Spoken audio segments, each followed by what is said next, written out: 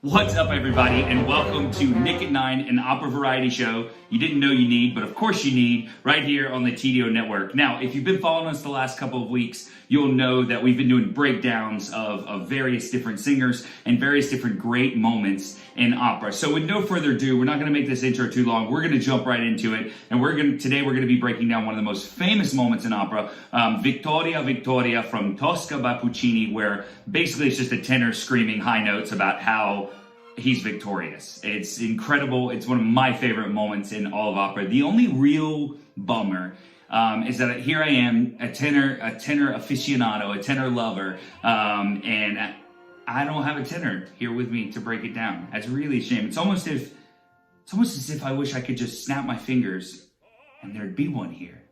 Let's just try it real fast. 1, 2. Oh, baby, all I want for Christmas. Again? Asking you shall receive. Asking you shall. Ladies and gentlemen, joining us for today's breakdown is the one, the only. Are you the one and only Josh Guerrero in the world? No. Oh, okay.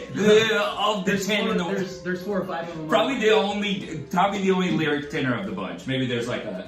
There's 2 dancers I found on Bravo. YouTube. Okay. And 1 graphic designer. Joshua Guerrero. Who took my website? Yeah. Very, very. Stay on top of your website, y'all. So, ladies and gentlemen, one of the 10 to 15 Joshua Guerreros in the world. We're blessed to have you here doing this breakdown with us. Josh is basically been the tenor troll living in our basement.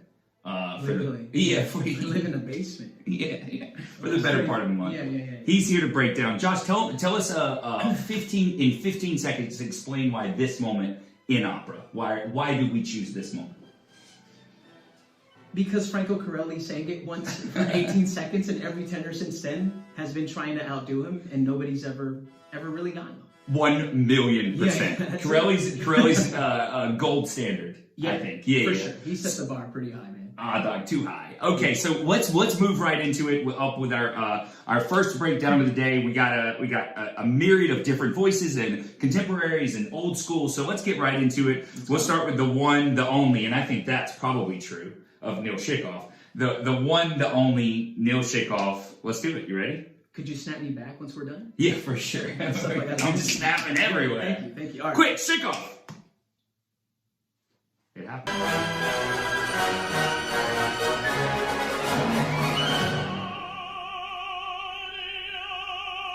That's dark.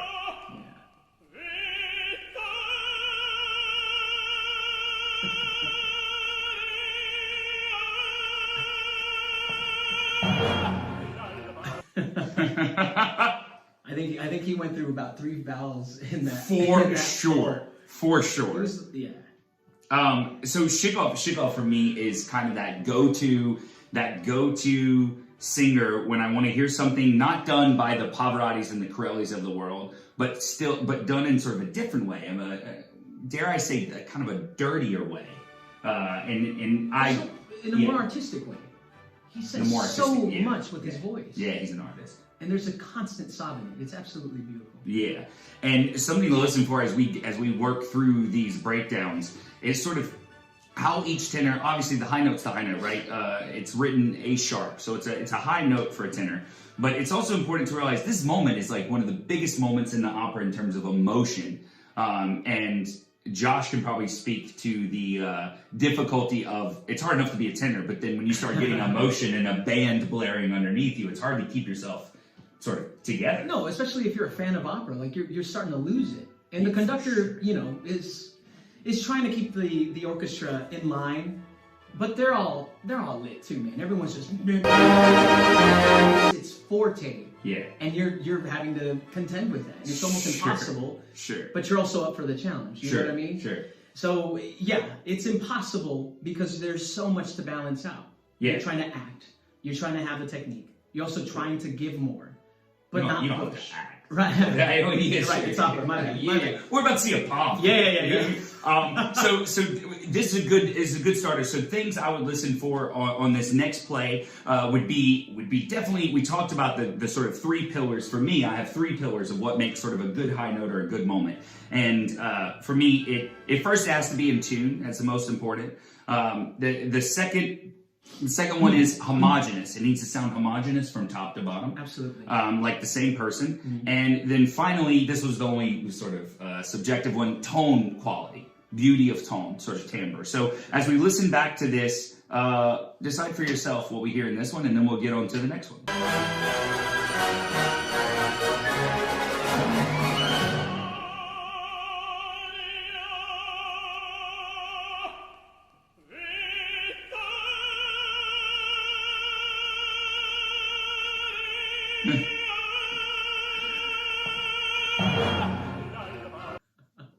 I love it.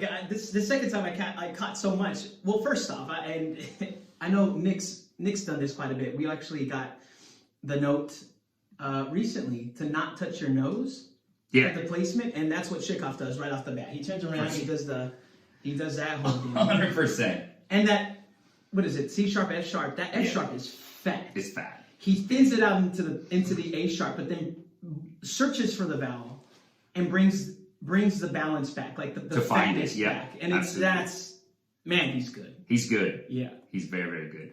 Okay, up next is one of my favorite new up and coming singers in the world, Rudy Park. Let's just listen to it first. Yeah.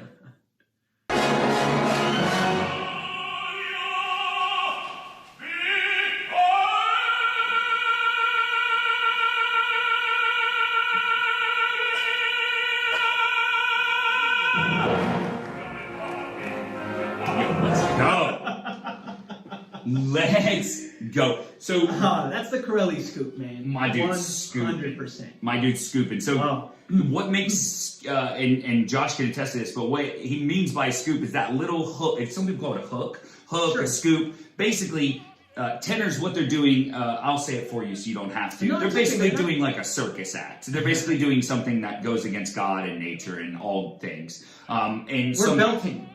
Basically belting unaccompanied, unamplified rather, and sometimes unaccompanied, and so it's really hard to get that chest, that sort of connection that high on such a high note. I mean, the pressure is unbelievable. What's going on with the vocal folds there? So why does someone like Rudy Park make that move? Like, why do you hook?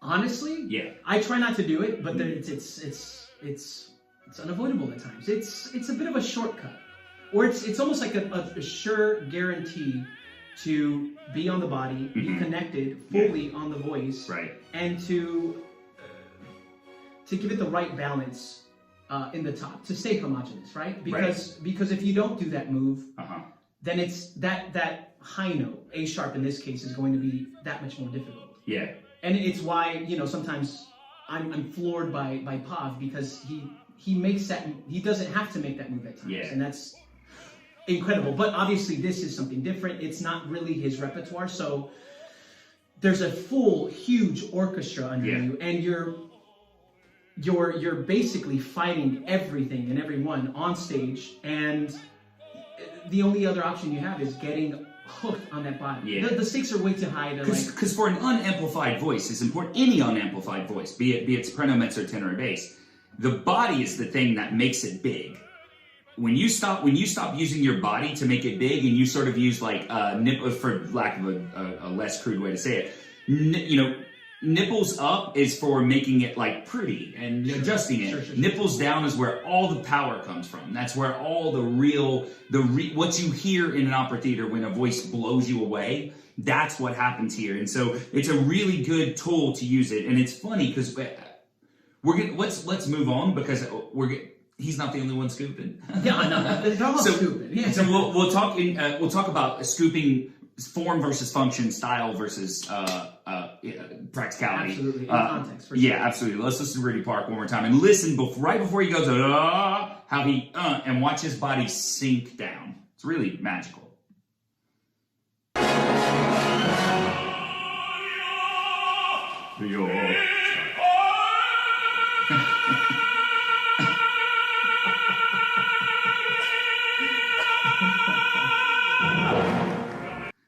I mean, it's also not only is he lining up, hooking up the body, but that he's going through like 4 or 5 vowels And it's also shooting the sound, that spin out here. Yeah. And then like kind of like zipping the body up behind it. That's so good. Zipping the body up. We talk about opera every single day, and he's never said that. I really think that's really cool. Yeah, I drop him. All right, bro. I can't give you coming for you. Content. I'm not coming for you. All right, up next, a really good friend of both Josh and I's. We're lucky enough to call this a mensch of a man. What's mensch in Spanish? They call him Jesus, bro. Jesus. That's perfect. That's perfect. That's a little on the nose, man. Yeah. Oh, also, ironically, they call him Jesus, and mensch is the Jewish word. It's too much for me to handle. You know what I mean? Malachi. So let me snap Malachi. Yeah. Bring it Elijah too. For sure. Okay, Arturo Chuck Cruz, absolute Jesus mensch of a man, and this is his. Cool production. Get out of here!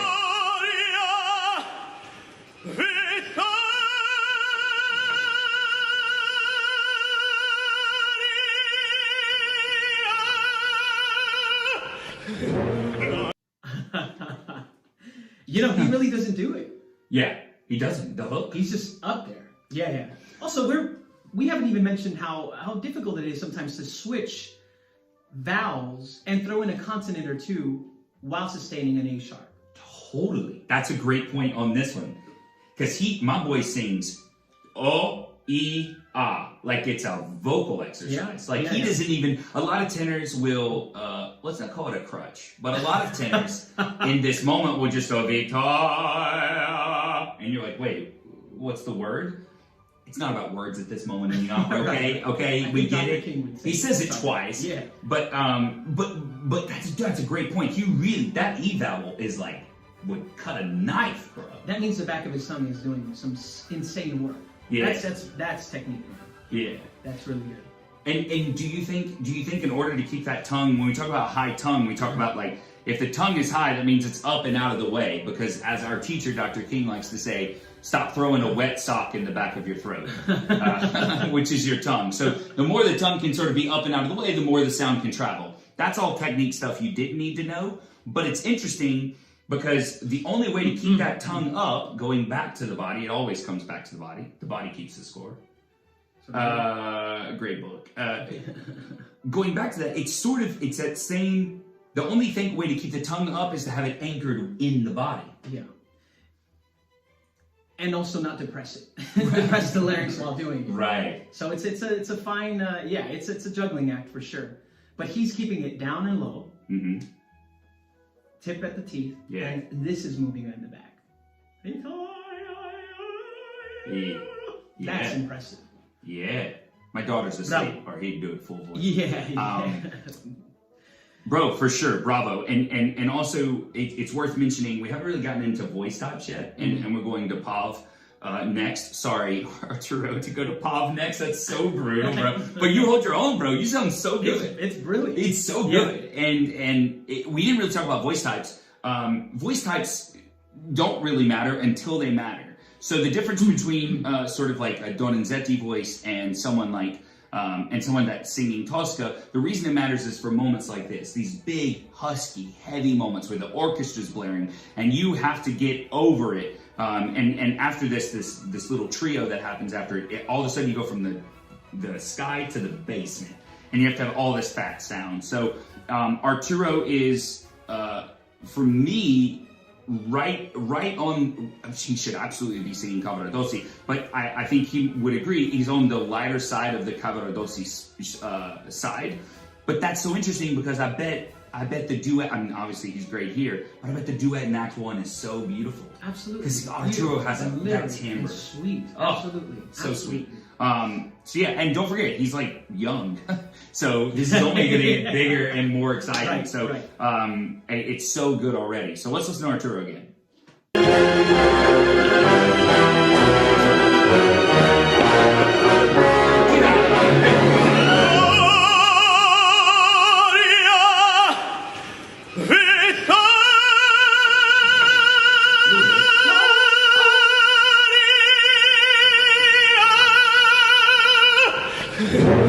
So up next, Pavarotti. Let's just hear him sing it first. Oh, OG, you can't do a tenor breakdown without pop.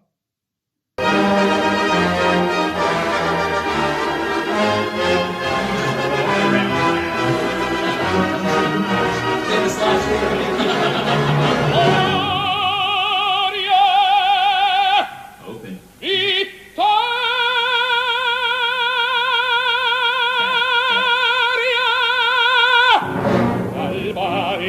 Yeah. So. And also, Yeah. he gets right to that F. Like, He does. that, man. Yeah. That to me is impressive. To be screaming and you're singing like. You're talking about the note after the high note. Yeah. Exactly. Yeah, you're jumping into the basement and still that's also a sign of some of the tenors that including myself, I probably just yell the top and have. I don't know that that's true. I mean, I'll kind of yell it, but but go back down into the It's into the very F exciting. and just have nothing but grit. And he's just like optimal closure at the bottom. You're talking about A sharp down to F. That's like a 13th of a jump. That's hard for any instrument in the world. And you're not just touching F. You're saying ba ba ba ba ba ba. Yeah, like we'll listen to it again.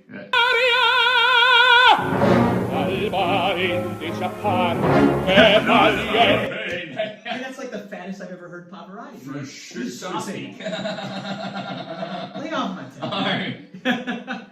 He liked this pasta, man. Yeah, man. Me too. I'm cooking country fried steak after this. Yeah, you're right. Yeah. But he just anchors Yeah. so hard to stay on an F, For to sure. keep that F, man. That to me is impressive. Yeah. Because a lot of tenors will stay tilted, and you can't. I'm sorry, at least I can't. You can't really phonate that well Because they're trying to track, right? So they're trying to go Victoria, Victoria, but you have to go la.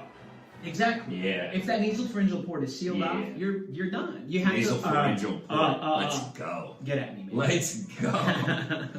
Great singers on great singing. Yep. Jerome Hines, man. And up next, This is a good one. I'm just gonna play it. Go. Shoot.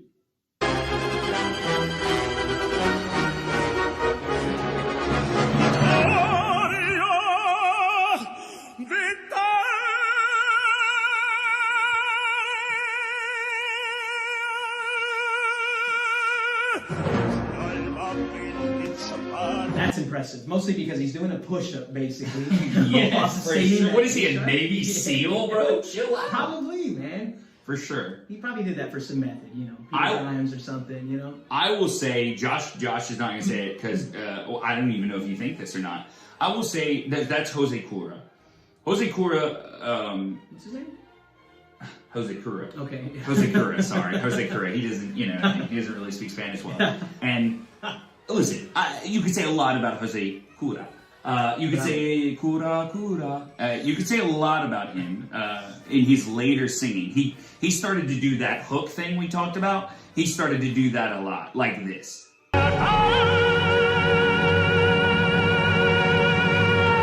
Like, do you hear that? That's nuts. It's like a full body, like. I like it. He made it his, man. He made a career out of it. And everybody This is was where we so lose forgiving. each other. Well, Jose I mean, Cura, this is listen, where- it's okay, man. To watch him is absolutely incredible. Yeah, he's like incredible. that guy throws himself. He looks like God. He's good. Working out on stage. Sometimes he's conducting Yeah, the right. orchestra and turning Yeah, around right. when Yeah, it's yeah, his turn yeah. to sing. And on top of that, I've never heard faster tempi in my life. Man. For sure. People are just getting them through the opera. Yeah. But there are those moments where it's just gold. Yeah. It's just a beautiful, beautiful, beautiful sound. Yep. I heard it in his Manona scope from La Scala, Yeah. and it's unbelievable. Some of those moments that he has. But that I also think, everything else is. I could forgive that when you have special moments like this. Like even this. Yeah. The F sharp was off. Yeah. Like in a. Okay, quarter. Gloria, got him. Yeah. And then that scoop. Are you kidding me? That full body hook. Yeah. It's incredible. But I will say for me, hooking is hooking the sound like that. Scooping. Hooking. It's like throwing a baseball. And for me, sure, like you can throw a baseball all day long, but if you miss that release point, you have no idea where the sound's going or the ball. Right. So if you're used to throwing it, right? And this is the thing about voice. Voice changes. Like your shoe size keeps growing your entire life. So does your voice, right? We're constantly evolving. And so if you get used to releasing that ball at a certain point, imagine now that your fingers are that much fatter. How are you going to throw the ball now? Imagine now that they're this much longer. That's what happens to the voice over time. It evolves. It's a muscle. It changes. And so if you keep releasing that and you don't readjust as you're growing, and for me, with all due respect, with Jose Cruz, I'm a redheaded bass baritone. He doesn't care about me. But I'm saying, like, if you don't continually retraining it and you're just saying boom, boom, boom, you'll start to sort of lose sight of where the ball is going. Yeah, absolutely, man. I'm a big fan of just calibrating, weekly, monthly, but like it doesn't mean you don't miss. No. Everybody does, but you have. That's why I'm a big believer in like journaling and keeping a vocal track, man. Because after 2 years singing specifically a certain type of repertoire, like your voice is going to start to adjust. Our bodies are wonderful like that. Yeah. They'll start to form to certain type of repertoire. Because you're going to say they're Wonderland. Yeah. Oh, God, you got to stop listening. Yeah, I'm killing John Mayer right yeah, now. for sure. You're Shout out to John Mayer, man. Yeah, for sure. At John Mayer. Yeah. But your body is a wonderland. Man. You said it, bro. No, not mine. I would know. No. I'll ask my body is. If my body's a wonderland, it's like Act 4 Manon Lescaut. Just a deserted New Orleans. Where's the water? Knee hurts. You need moisturizer. Extra. Yeah. I got you. Tutto il mio sangue. Killing things. Yeah. For sure. Let's listen to Ozzy Kura one more time, and then we'll move on, and we'll get out of here.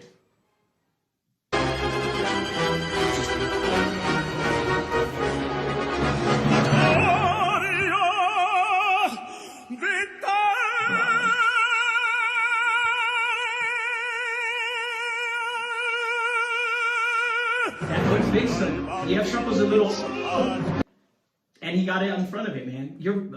That's a good metaphor, man. Throwing a baseball. Thanks, man. Yeah, thanks. I appreciate it. It's almost as good as zipping up the body behind. Almost. Yeah. I mean, I'm just really smart and good at talking about singing.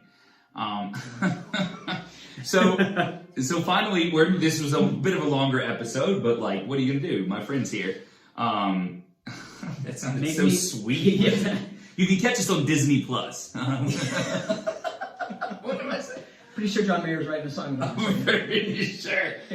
For sure. God, my body is the opposite of a wonderland. I can't stop thinking of that.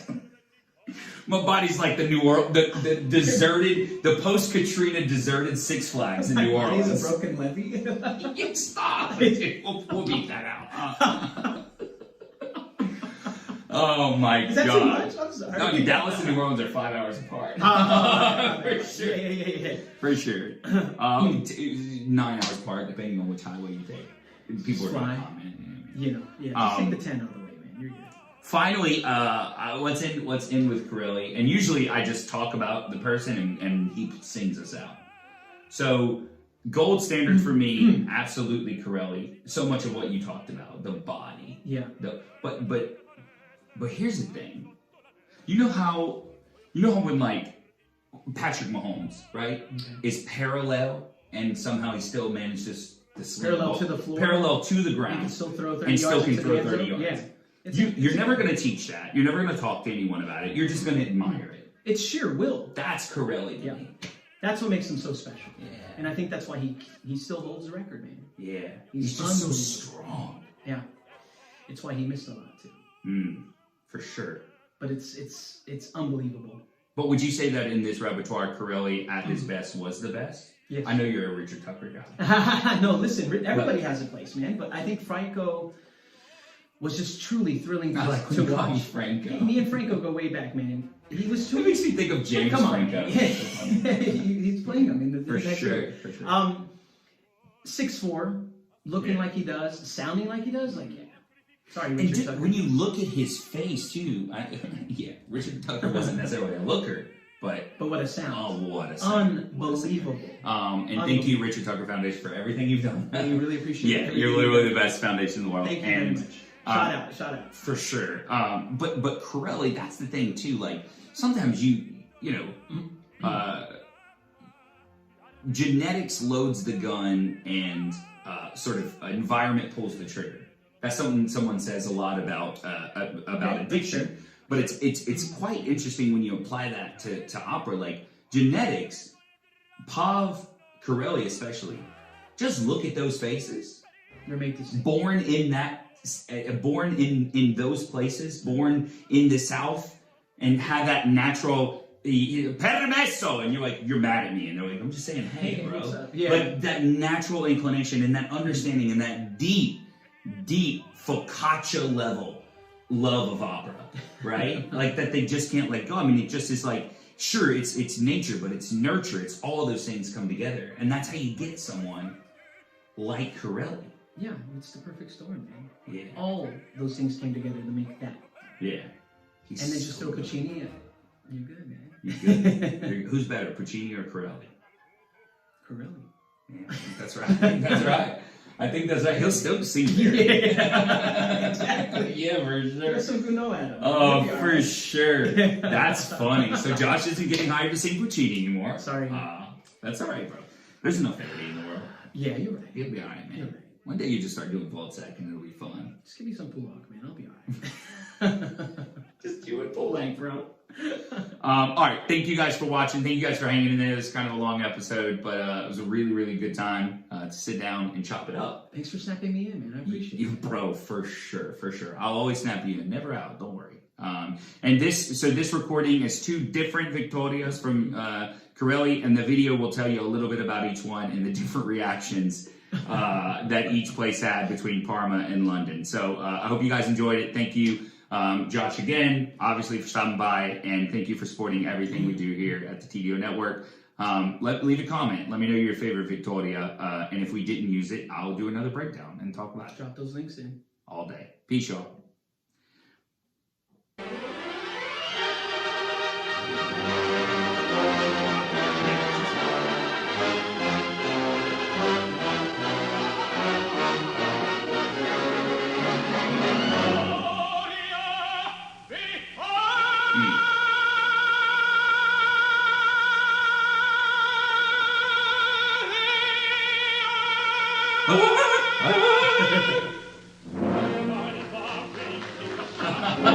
There were 2 Italians in that audience.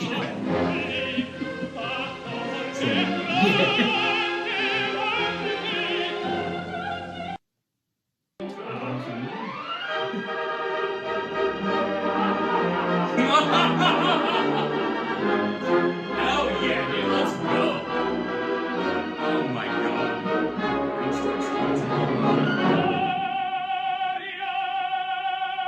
Perfect.